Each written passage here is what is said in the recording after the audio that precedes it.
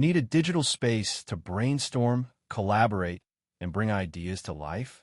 Microsoft Whiteboard is your infinite canvas for visual thinking.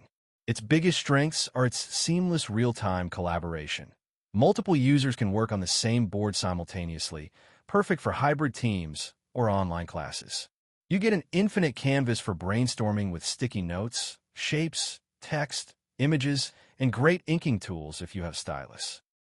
It integrates really well with Microsoft 365, especially Microsoft Teams, making it super convenient for meetings and project planning. Plus, it's available across multiple platforms, so you can pick it up anywhere. But honestly, while powerful, some users find its performance can be inconsistent, occasionally lagging, especially with very large or complex boards. The feature set, while solid, might feel a bit less robust than some specialized competitors in certain areas.